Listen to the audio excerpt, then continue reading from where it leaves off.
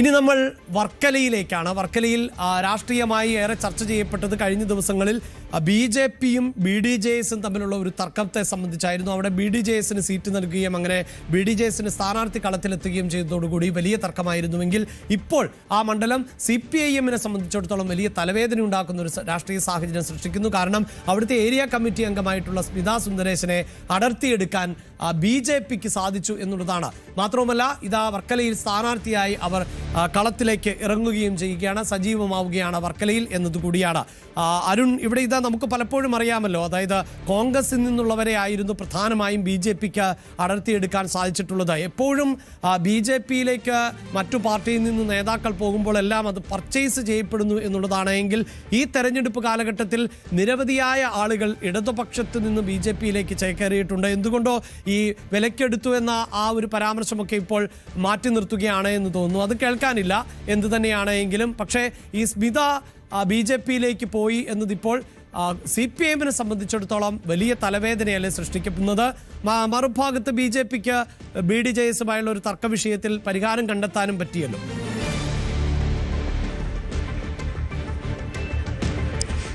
അഭിലാഷ്, ഒരു വെടിക്ക് രണ്ടു പക്ഷി എന്നൊക്കെ പറയുന്നതിന് സമാനമായ ഒരു നീക്കമാണ് BJP വർക്കലയിൽ നടത്തിയത്. BJP-യിൽ വലിയ പ്രശ്നങ്ങളുണ്ടായിരുന്നു. BJP-യുടെ വർക്കല NDA-യുടെ വർക്കല സ്ഥാനാർത്ഥിയെ ചൊല്ലി അവിടെ BDJS സീറ്റ് നൽകിയത് അക്ഷരാർത്ഥത്തിൽ പൊട്ടിത്തെറിക്ക് വഴിവെച്ചിരുന്നു. BJP-യിൽ എന്ത് വന്നാലും BDS സ്ഥാനത്തെ അംഗീകരിക്കില്ല, BDS സ്ഥാനത്തെ പരാജയപ്പെടുത്തണം, അതിനുവേണ്ടി വേണമെങ്കിൽ വർക്കല കഹാറിന് വോട്ട് നൽകണം എന്ന ഒരു ആഹ്വാനം പോലും BJP-യുടെ വാട്സാപ്പ് ഗ്രൂപ്പുകളിൽ സജീവമായിരുന്നു.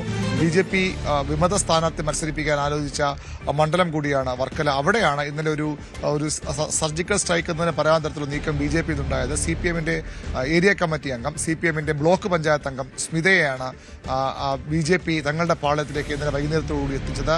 വളരെ അപ്രതീക്ഷിതമായ സ്ഥാനാർത്ഥിയായിരുന്നു. കാരണം BJP ദേശീയ നേതൃത്വം പട്ടികയൊക്കെ പുറത്തിറക്കിയ ശേഷം, പ്രചരണം തുടങ്ങിയ ശേഷമാണ് BDJS സ്ഥാനാർത്ഥിയെ പെട്ടെന്ന് പിൻവലിക്കുന്നത്. വൈകുന്നേരം വാർത്താ സമ്മേളനം വിളിച്ച് സ്ഥാനാർത്ഥിയെ പിൻവലിക്കുക എന്നതൊരു അപൂർവതയായി കാണണം. അതിനുള്ള കാരണം BDS-മായി ബന്ധപ്പെട്ട തർക്കം, BDS-ന് സീറ്റ് നൽകിയുള്ള കടുത്ത എതിർപ്പ്, ഭിന്നത. അതിന് പിന്നാലെ CPM-ൽ നിന്ന് ഇത്തരമൊരു സ്ഥാനാർത്ഥി, നേരത്തെ CPM-ന്റെ ഏരിയ സെക്രട്ടറി സുന്ദരേശന്റെ മകൾ കൂടിയാണ് ഈ ഏരിയ കമ്മിറ്റി അംഗവും ബ്ലോക്ക് പഞ്ചായത്ത് അംഗവുമായ സ്മിത. ആ പാളയത്തിൽ നിന്നൊരാൾ വരുന്നത് മണ്ഡലത്തിൽ സാധ്യതകൾ വർദ്ധിപ്പിക്കുമെന്ന് BJP തിരിച്ചറിയുന്നു. തങ്ങളുടെ മുന്നണിക്കുള്ള പ്രശ്നങ്ങൾ അവസാനിപ്പിക്കാം എന്നുള്ളത് മാത്രമല്ല, അതിനപ്പുറത്തേക്ക് വിജയസാധ്യതയുള്ള ഒരു സ്ഥാനാർത്ഥി കണ്ടെത്താൻ കഴിഞ്ഞതും BJPക്ക് വലിയ ആശ്വാസമാണ്. തീർച്ചയായും അത് തിരിച്ചടിയാവുക CPM-നാണ്. ഒരു രണ്ടു തരത്തിൽ കാര്യം അവർ നിലപാട് പറയുന്നുണ്ട്. ഒന്ന്, സ്മിത വരുമ്പോൾ അത്രയധികം വോട്ടും തങ്ങൾ നഷ്ടപ്പെടാൻ സാധ്യതയില്ല. പാർട്ടി വോട്ടുകൾ പാർട്ടിക്ക് വലിയ സ്വാധീനമുള്ള ഒരു മണ്ഡലമാണ്. അതുകൊണ്ട് തന്നെ അത് സ്മിത പോയാലും അത് നാമമാത്ര വോട്ടുകൾ മാത്രമേ അവർക്ക് വ്യക്തിപരമായി ഇവിടെ ലഭിക്കാനിടയുള്ളൂ. മറ്റൊന്ന്, CPM ആശ്വസിക്കുന്നത് ഈ BDS സ്ഥാനാർത്ഥിയായിരുന്നുവെങ്കിൽ ഒരുപക്ഷെ BJP വാട്സാപ്പ് ഗ്രൂപ്പുകൾ പ്രചരിച്ചതുപോലെ വലിയൊരു ഭാഗം BJP വോട്ടുകൾ, BJP സ്ഥാനാർത്ഥിക്ക് പോകേണ്ട, NDA സ്ഥാനാർത്ഥിക്ക് പോകേണ്ട വോട്ടുകൾ അത് വർക്കല കഹാറിലേക്ക് പോകുമായിരുന്നു. നോട്ടേക്ക് ചെയ്യണോ വർക്കല കഹാറിന് ചെയ്യണോ എന്ന ചർച്ചയാണ് വലിയ രീതിയിൽ ആ പാർട്ടി ഗ്രൂപ്പുകളിൽ നടന്നത്. അത് ഒരു വലിയ ഒരു വിഭാഗം വോട്ടുകൾ വർക്കല കഹാറിന് പോകുമായിരുന്നു. പക്ഷേ ഇപ്പോൾ BJP-യുടെ ചിഹ്നത്തിൽ, പാർട്ടി സ്ഥാനാർത്ഥി വരാത്താണ് ഇവിടെ ഏറ്റവും വലിയ പ്രശ്നങ്ങൾക്ക് കാരണമായത്.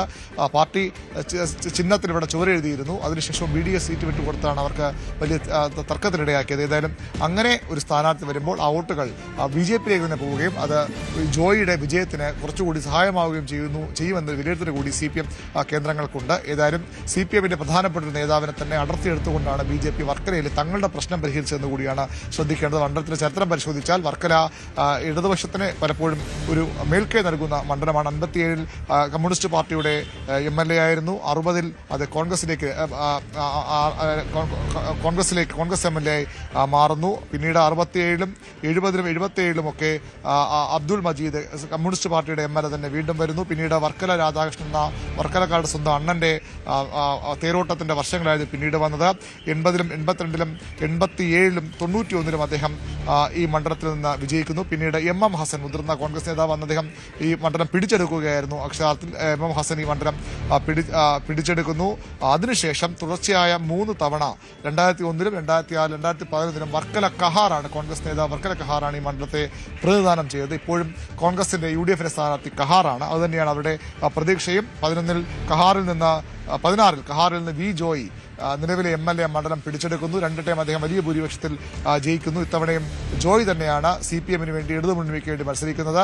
3 തവണ MLA ആയിരുന്ന കഹാർ തിരിച്ചു വരുന്നു ഈ മണ്ഡലത്തിൽ മത്സരിക്കാൻ എന്നുള്ളത് തന്നെയാണ് കോൺഗ്രസിന് ആത്മവിശ്വാസം നൽകുന്നത്. അതിനൊപ്പം ഈ സ്മിത കൂടി വരുമ്പോൾ BJP ക്യാമ്പും പ്രതീക്ഷയിലാണ്. നമുക്കറിയാം വർക്കല, ആറ്റിങ്ങൽ, ചിറയൻകീഴ് ഭാഗങ്ങളിൽ BJPക്ക് വലിയ രാഷ്ട്രീയ വളർച്ച കഴിഞ്ഞ കുറേ വർഷങ്ങളായി ഉണ്ട്. തദ്ദേശ തെരഞ്ഞെടുപ്പിൽ, നിയമസഭാ തെരഞ്ഞെടുപ്പിലുമൊക്കെ നമ്മൾ അത്, ലോക്സഭാ തെരഞ്ഞെടുപ്പിലുമൊക്കെ നമ്മൾ അത് കണ്ടതാണ്. ആ ഒരു പ്രതീക്ഷ BJPക്കുമുണ്ട്. ഏതായാലും വർക്കലയും CPM-ൽ നിന്നൊരു സ്ഥാനാർത്ഥി, ഒരു നേതാവ് BJPയിലേക്ക് വന്നതോടുകൂടി വർക്കലയും ഒരു ത്രികോണ പോരാട്ടത്തിന്റെ ഒരു ചിത്രം തുടക്കത്തിൽ നമുക്ക് പറയാൻ കഴിയുന്ന അവസ്ഥയിലേക്ക് മാറുന്നുണ്ട്. അല്ലെങ്കിൽ നേർക്കുനേർ പോരായി മാറേണ്ടതായിരുന്നു. LDF UDF പോലെ വർക്കല കഹാറും V ജോയും തമ്മിലൊരു നേർക്കുനേർ പോരാട്ടമായി മാറേണ്ടതായിരുന്നു. പക്ഷേ ഇപ്പോൾ BJP കൂടി ഇവിടെ ചിത്രത്തിലേക്ക് വരുന്നു. അത് ആർക്ക് ഗുണമാകും, ആർക്ക് ദോഷമാകുമെന്നാണ് ഇനി അറിയേണ്ടത്.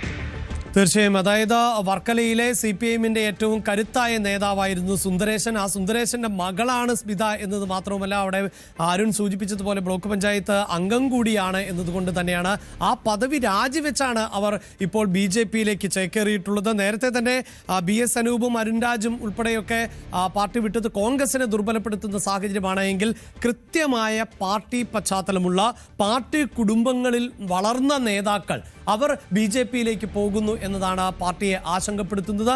ഒപ്പം BJPയുടെ വളർച്ച, അല്പസമയം മുമ്പ് വാർത്താ സമ്മേളനം നടത്തിയപ്പോൾ മുഖ്യമന്ത്രി പിണറായി വിജയൻ അടക്കം പറഞ്ഞത് BJPക്ക് ചെറിയ വളർച്ചയുണ്ട് എന്നതാണ്. പക്ഷേ അത് വിജയത്തിലേക്കൊന്നും എത്തില്ല എന്നാണ്. പക്ഷേ വർക്കലയുടെ കണക്ക് പരിശോധിക്കുമ്പോൾ ഓരോ തെരഞ്ഞെടുപ്പിലും BJPയുടെ സ്വാധീനം വർദ്ധിച്ചു വരുന്നു എന്നത് മനസ്സിലാക്കാൻ സാധിക്കും. കഴിഞ്ഞ ലോക്സഭാ തെരഞ്ഞെടുപ്പിൽ ഈ വർക്കല എന്ന നിയമസഭാ മണ്ഡലത്തിലെ വോട്ട് പരിശോധിക്കുമ്പോൾ അവിടെ BJPയാണ് വർക്കലയിൽ 2ാം സ്ഥാനത്ത് നിൽക്കുന്നത് എന്നതുമുണ്ട്.